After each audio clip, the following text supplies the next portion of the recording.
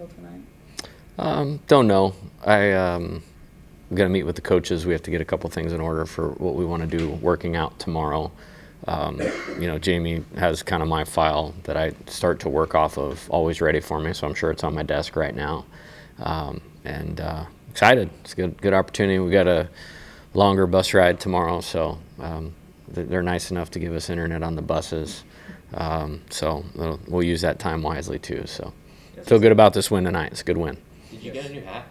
I did, yes. What happened to the old one? Literally my wife said it made me look like I was like 59 years old, and I'm getting a lot closer to 50, and it didn't sit well with me. So just made a small adjustment. And we lost the last game against Alabama, and not that had anything to do with it, but for 34 games we were playing so good, and like Ethan Fry said something to me, he's like, you cannot change your hat. And then so it was kind of like, when I got that quote / comment, and then we had lost the game, I was like, okay, it's a good time to do it.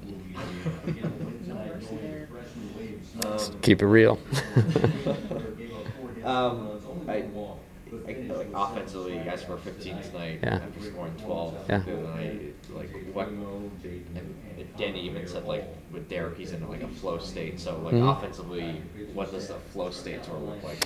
Well, I think it starts with dominating your routine and being really good at the things that you can control. Pre-at-bat, in the dugout, on deck, really having yourself in control to step in the box with a clear mind, the ability between pitches to separate, and then, just being really committed to our plan, which, hopefully always leads us to a lot of free bases and a lot of hard hit balls or extra base hits when you have strong players like us. And then, an ability to be successful no matter what the count is, no strikes, 2 strikes.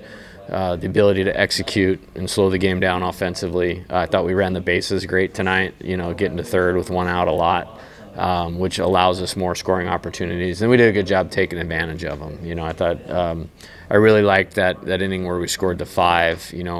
Both Michael and Danny, or it was Danny first, and then Michael fouled off a borderline pitch or two with 2 strikes, and then picked up 2 RBI singles, hard and low in the middle of the field. So combination of everything. It really just boils down to, don't swing at balls, crush mistakes, battle with 2 strikes, move the ball forward with runners on base, and we really did all those things well the last 2 days, two games. How close do you feel like Schmidt is to putting it all together? Well, I think he's going to be really good, and the sign is, we made a small adjustment. Yesterday we met with him probably for about 2.5 hours between Coach Yeski and I.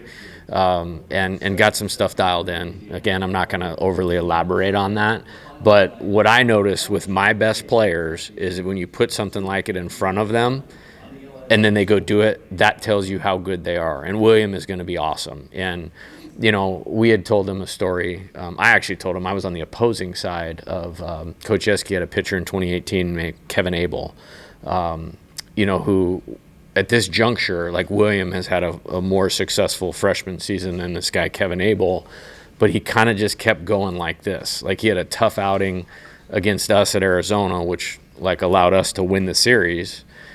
But then after that, Nate really stuck with him, and I think he beat Oregon on a Tuesday, and then it manifested itself to in the postseason, he carved up LSU in the regionals, carved up Vanderbilt in the super regionals, and I think he won 4 games in Omaha. And my point was let's take some perspective here. You're doing great. I've told you guys, do a search. Have anybody done the search yet of Power 4 freshman pitchers with an ERA under 4 with this many innings and as many strikeouts? It's a very small list, So he's doing fine, but we want to keep advancing him. I promised him that we would make him the best pitcher that we possibly could be when he decided to come to this route. And we feel like we have a little more sample size and data to be able to help him. So, we dove into that yesterday, and it was a good day. And I'm proud of what he did tonight. Even with that walk-off grand slam, do you see him kind of in the lineup as a starter this weekend against A&M? I would think so. I need to watch, but I view him as a starter. That's where I'm at with this thing. I get asked about players who are, in and out a little bit, and it's my job to put them in positions to be successful. But I think he's one of the best hitters on our team. I think he's third on the team in batting average. I mean, we have a lot of guys that are like close between second and sixth, which is awesome. That's usually when you have a good team, and he's been great for us, and I think that was a good swing. He's one of those guys, like, I could tell he wanted me to give him the green light 3-0. I didn't do that, in that situation, obviously. Wanted to get out of there with 7 runs. Like, we need to get some guys off their feet, and even for 6 outs, it helps. It really helps. And we've asked a lot out of a few pitchers, here recently, and it would have been fine, with what we were going to do with the 8th and the 9th, but it was good to get that one over in 7. Against that caliber team, I was not planning on a 7-inning game tonight. Talked about Schmidt in these kind of games and on the weekend. Are you hoping to find some guys that could help piecemeal together what Kaysen could do so that you could save him? Yeah, I think so. And I mean, like, I think there's several guys that are close and have done it at times. And, I just, talking or reverting back to the Kevin Abel thing, like, I think at that point where we had won that series against Oregon State, like, they were like 7-5 in the Pac-12. They didn't lose 5 games the whole year, the year before. I think LSU beat them twice in Omaha, actually, to eliminate them. But they had only like 4 losses going into the College World Series. But they were like 7-5 in the Pac-12, and it was a good year, like a lot of good teams. And, they really figured some things out. Now, they had like 6 big leaguers in the lineup, but like him advancing himself, I think there was another pitcher named like Brandon Eisert, a left-handed pitcher that really started to go like that. We have guys that are right there on the cusp. He's certainly that. I mean, he is certainly a guy that can propel our team forward. And, Connor Ware looked great tonight. That's a guy that Jaden knew. That's the best outing of his career. Like, I mean, he's probably done something better statistically, but as far as sharpness, that was awesome. Chase Shores, Cooper Williams, Jacob Myers, they're all there. And I'm very proud of how they've done. It's aluminum bats, it's warm weather, we're only playing the best teams. They take really good at bats and put pressure on you. So, we held that game down even on Saturday night for about 7 1/3 or 7 2/3 where the staff did their job. And now let's pretend for a second, even though it's not how it works, like we field the ball at first, and that's all that they got. Now you're talking about holding the best offense or one of the best offenses in the country to 2 to 3 and to 4. Like, that's what those guys did. So I don't think they're far away, and I'm excited about what we're trying to do with a few of them. What's the biggest takeaway from this homestand? Yeah, let's see. You got 2 RPI top 12, 13, or 14 series wins. You got a win against a team that's winning their conference.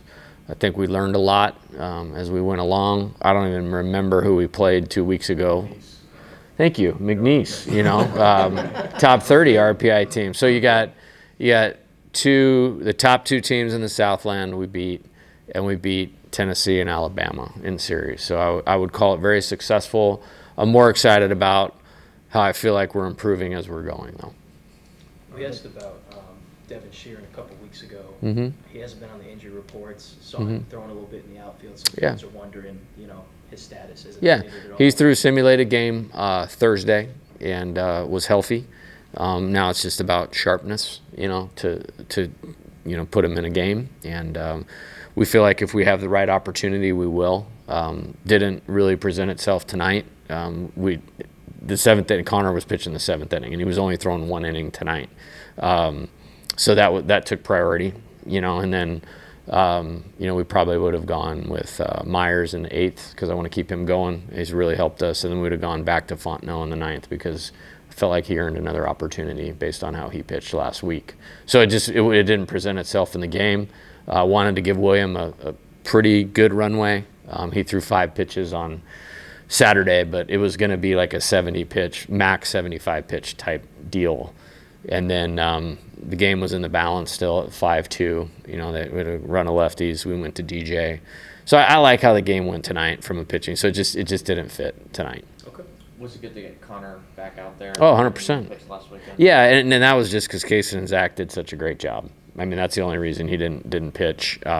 We had him available, and obviously with those left-handed bats, man, that they run in the middle of that order there from Killen to Bargo. You know, we were just, if we needed to deploy them late, you know, to maybe minimize some, or the same side sometimes minimizes the power impact, you know, which is why we had held him for the end of the game. So he was available on Sunday, worked out great, you know, and I thought he looked good, really good tonight.